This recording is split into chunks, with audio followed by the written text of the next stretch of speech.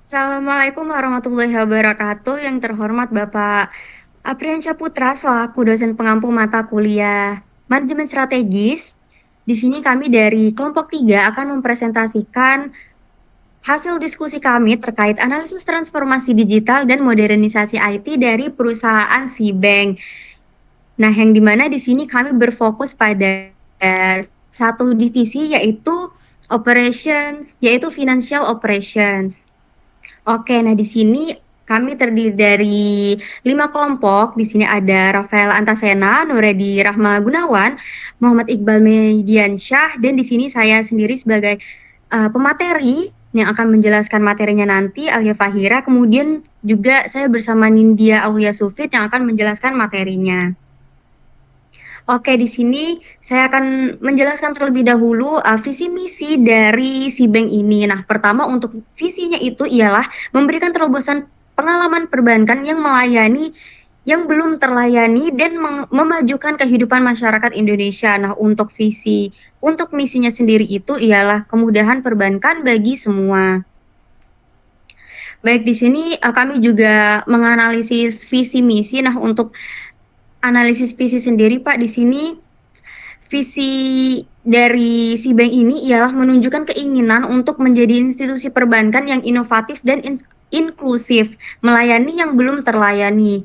Untuk what is our business-nya, yaitu menyediakan layanan perbankan inovatif yang inklusif untuk masyarakat Indonesia, khususnya mereka yang sebelumnya belum terjangkau layanan keuangan, guna meningkatkan kesejahteraan hidup mereka. Nah, baik untuk analisis misi dari si bank ini sendiri ada 9 faktor, yaitu yang pertama customer.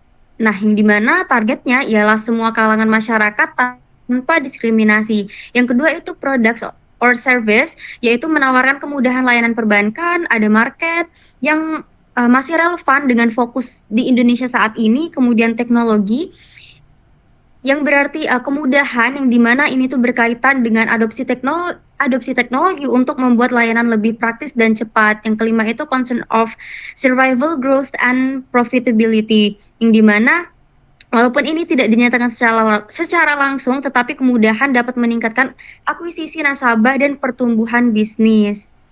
Kemudian selanjutnya yang keenam, filosofi, yang dimana ini tuh merupakan nilai aksesibilitas dan keadilan, self-concept, yang dimana ini tuh menonjolkan identitas sebagai bank yang ramah pengguna dan mudah diakses oleh semua. Kemudian yang kedelapan, concern for public image, yaitu dengan melayani semua kalangan. Misi ini juga membangun citra positif sebagai bank inklusif dan sosial. Yang terakhir, concern of employees, yang dimana dari si bank ini sendiri mereka tidak disinggung dalam misi seperti itu. Oke, kemudian di sini ada struktur dari organisasi Cbank 2024 di kantor pusatnya Cbank yang akan dijelaskan oleh partner saya yaitu Nindya. Kepada Nindya dipersilahkan.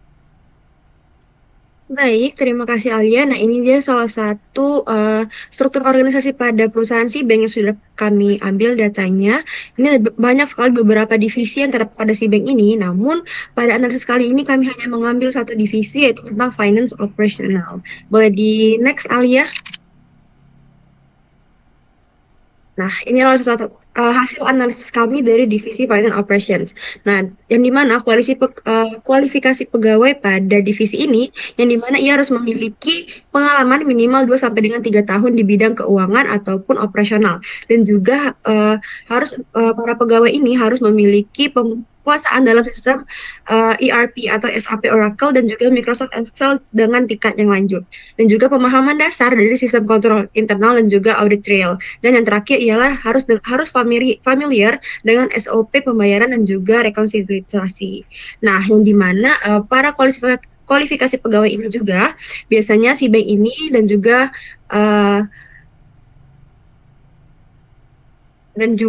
standarisasi dari perusahaan-perusahaan lain itu biasanya mengambil lulusan dari sarjana akuntansi, keuangan, bahkan juga ekonomi. Nah, selanjutnya itu ada yang namanya job description dari divisi finance operation ini, yang dimana ini sudah kami mengambil juga dari standarisasi yang ada pada perusahaan-perusahaan lain. Nah, pada job description ini yang dimana para kualifikasi pegawai ini harus dapat menginput dan juga memproses tagihan melalui sistem pembayaran internal dan juga harus dapat melakukan verifikasi dan juga validasi dokumen pengeluaran dan dapat melakukan pengecekan saldo, kas ataupun bank harian.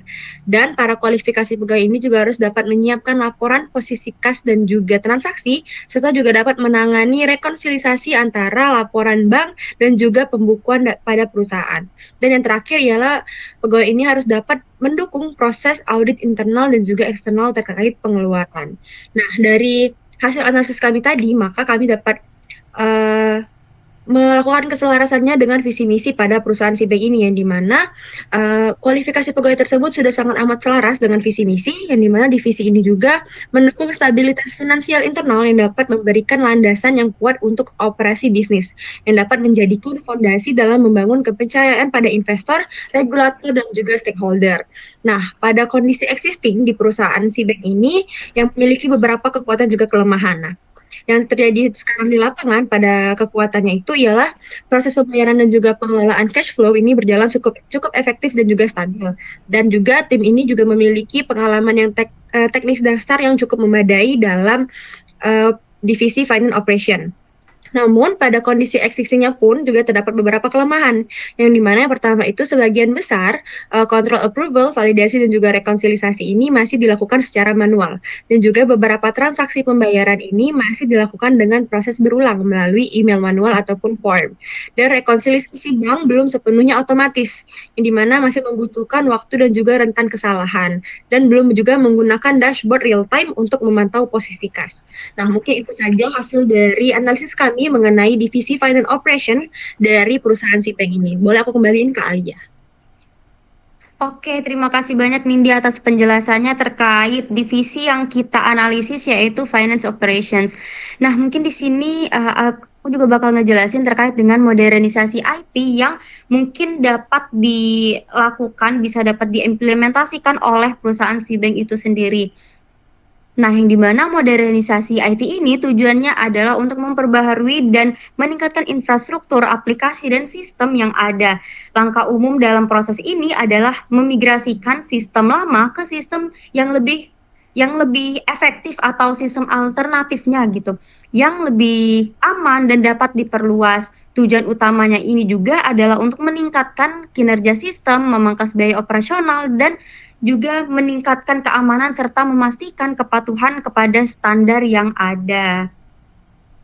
Nah, baik untuk modernisasi IT yang mungkin dapat diimplementasikan oleh si bank ini sendiri ialah yang pertama itu dari poin otomasi rekonsiliasi yang dimana Sibank dapat mengimplementasikan alat rekonsiliasi otomatis berbasis AI atau RPA (Robotic Process Automations) untuk membandingkan transaksi bank dengan pembukuan. Kemudian integrasi sistem pembayaran yang dimana menghubungkan sistem pembayaran internal secara langsung dengan core banking atau platform virtual account untuk transaksi otomatis. Nah, yang dimana penggunaan e-bank API untuk approval dan otorisasi secara real time. Kemudian untuk poin selanjutnya dashboard arus kas real time yang dimana si bank juga dapat membangun visualisasi posisi kas harian dengan Power BI, memudahkan pengambilan keputusan oleh treasury dan manajemen keuangan. Kemudian selanjutnya pelatihan pegawai yang dimana mungkin untuk perusahaan si bank ini sendiri dapat melakukan training rutin kepada pegawainya terkait software keuangan, kontrol internal, dan analitik dasar keuangan. Baik, mungkin cukup sekian pemaparan dari kami, kelompok 3 terkait dengan analisis dan juga modernisasi IT untuk perusahaan Sibank, khususnya di divisi Financial Operations, yang dimana secara garis besarnya untuk divisi Financial Operations ini sudah cukup baik, namun masih membutuhkan beberapa perkembangan gitu, ataupun ada beberapa hal yang perlu ditingkatkan lagi, seperti yang sudah saya sebutkan sebelumnya. Mungkin cukup sekian dari kami akhiri. Wabillahi taufiq wal hidayah. Wassalamualaikum warahmatullahi wabarakatuh.